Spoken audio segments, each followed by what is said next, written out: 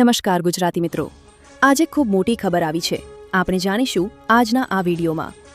આ દેશમાં મળે છે સૌથી મોંઘું પેટ્રોલ. પાકિસ્તાનની ગેંગનો આરોપી ઝડપાયો. ઈરાનમાં દુનિયાનું સૌથી લાંબુ ઇન્ટરનેટ શટડાઉન. ઇંધણ સંકટને લઈને 2 દિવસની રજા. વીજળી પડવાથી 8 લોકોના મોત. હોર્મુઝ સ્ટ્રેટને લઈને ઓમાન ઈરાને વાતચીત કરી. યુદ્ધમાં પાકિસ્તાનની કોઈ ભૂમિકા નથી. સોના ચાંદીમાં કડાકો. ભાવમાં 50,000 રૂપિયા. ગુજરાત હાઈકોર્ટનો ઐતિહાસિક નિર્ણય. આ બધું જાણીએ તે પહેલાં અમારી યુટ્યુબ ચેનલને સબસ્ક્રાઇબ કરી લેજો અને બેલ આઇકન ઓન કરી દેજો. આ દેશમાં મળે છે સૌથી મોંઘું પેટ્રોલ.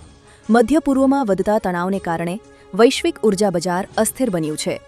ક્રૂડ ઓઇલના ભાવ પ્રતિ બેરલ $100 વટાવી ગયા છે, જેના કારણે લોજિસ્ટિક્સ અને રોજિંદા ચીજવસ્તુઓના ખર્ચમાં વધારો થયો છે. હોંગકોંગના લોકો વિશ્વમાં ગેસોલિન માટે સૌથી વધુ કિંમત ચૂકવી રહ્યા છે, લગભગ $15.6 પ્રતિ ગેલન, જે અન્યત્ર કરતાં ઘણી વધારે છે. નિષ્ણાતો ચેતવણી આપે છે કે વિશ્વભરમાં ઇંધણના ભાવ વધશે. પાકિસ્તાનની ગેંગનો આરોપી ઝડપાયો. ગુજરાત એટીએસ અને બનાસકાંઠા એસઓજીની સંયુક્ત કાર્યવાહીમાં પાકિસ્તાની ગેંગસ્ટર શહેજાદ ભટ્ટી ગેંગના સભ્ય અને પંજાબના ગ્રેનેડ કેસમાં વોન્ટેડ બિક્રમજીતસિંહની ડીસામાંથી ધરપકડ કરવામાં આવી છે. આરોપી ડીસાના એક ઢાબામાં છૂટક મજૂરી કરીને છુપાયો હતો. પંજાબ પોલીસની માહિતીના આધારે એટીએસે તેને પકડ્યો છે. આરોપી ગ્રેનેડ સપ્લાય અને સુરક્ષા એજન્સીઓ પર હુમલાની યોજના ઘડતો હોવાનો આરોપ છે. ઈરાનમાં દુનિયાનું સૌથી લાંબુ ઇન્ટરનેટ શટડાઉન. ઈરાનમાં ઇન્ટરનેટ શટડાઉન દુનિયાનું સૌથી લાંબુ રાષ્ટ્રીય બ્લેકઆઉટ બની ગયું છે. નેટ બ્લોક્સના અહેવાલ મુજબ દેશમાં છેલ્લા 37 દિવસથી 864 કલાક ઇન્ટરનેટ સેવા બંધ છે. અમેરિકા ઇઝરાયલ હુમલા બાદ ઈરાને પહેલા વૈશ્વિક કનેક્ટિવિટી જાળવી રાખી, પરંતુ પછી તેને નેશનલ નેટવર્ક સુધી મર્યાદિત કરી દીધી છે. સરકારે સુરક્ષાના કારણે સખત નિયંત્રણો લાગુ કર્યા છે. ઇંધણ સંકટને લઈને 2 દિવસની રજા. ઈરાન યુદ્ધને કારણે સર્જાયેલા ઇંધણ સંકટ વચ્ચે નેપાળ સરકારે મોટો નિર્ણય લીધો છે. હવે સરકારી કચેરીઓ અઠવાડિયામાં 2 દિવસ, શનિવાર અને રવિવાર બંધ રહેશે. પહેલા માત્ર શનિવારે રજા હતી. આ ઉપરાંત કામના સમયમાં પણ ફેરફાર કરવામાં આવ્યો છે.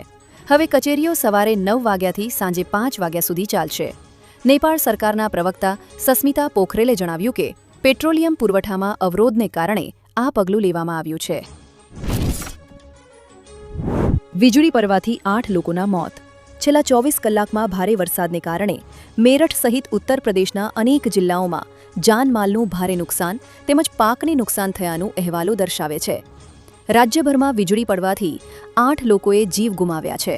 મુખ્યમંત્રી યોગીએ આ બાબતની નોંધ લીધી છે. મુખ્યમંત્રીએ અગ્નાસી અધિકારીઓને મૃતકોના પરિવારોને વળતર આપવાનો નિર્દેશ આપ્યો છે. ભારપૂર્વક જણાવ્યું છે કે આ સંદર્ભમાં કોઈ પણ પ્રકારની બેદરકારી સહન કરવામાં આવશે નહીં.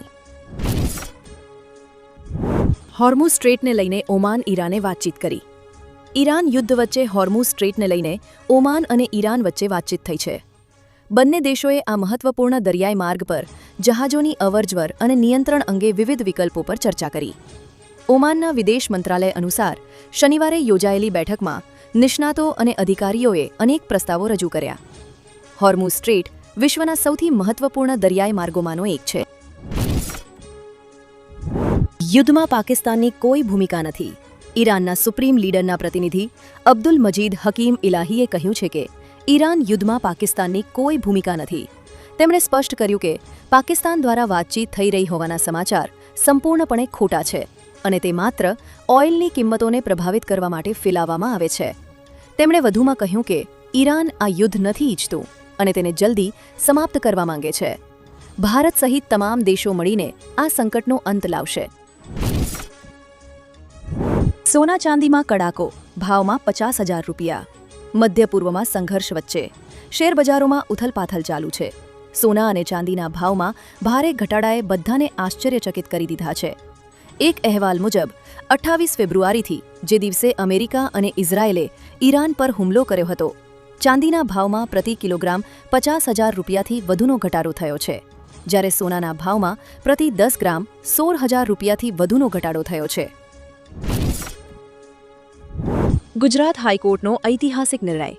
ગુજરાત હાઈકોર્ટે એઆઈ ટૂલ્સના ઉપયોગ અંગે મહત્વનો પરિપત્ર જારી કર્યો છે. કોર્ટે સ્પષ્ટ કર્યું છે કે કોઈપણ ન્યાયાધીશ કે કોર્ટ સ્ટાફ જજમેન્ટ તૈયાર કરવા માટે એઆઈનો ઉપયોગ કરી શકશે નહીં. કોર્ટના જણાવ્યા મુજબ એઆઈ દ્વારા મળતા પરિણામો ઘણીવાર ભૂલભરેલા અને તથ્યોથી વેગરા હોઈ શકે છે. તેથી પુરાવાઓનું વિશ્લેષણ કે અંતિમ ચુકાદો લેવા જેવી ગંભીર બાબતોમાં એઆઈ પર સંપૂર્ણ પ્રતિબંધ મૂકવામાં આવ્યો છે. આવી જ માહિતી મેળવવા માટે અમારી યુટ્યુબ ચેનલને સબસ્ક્રાઇબ કરો અને વિડીયોને લાઇક કરો, જેથી તમને આવી માહિતી મળ્યા રાખે.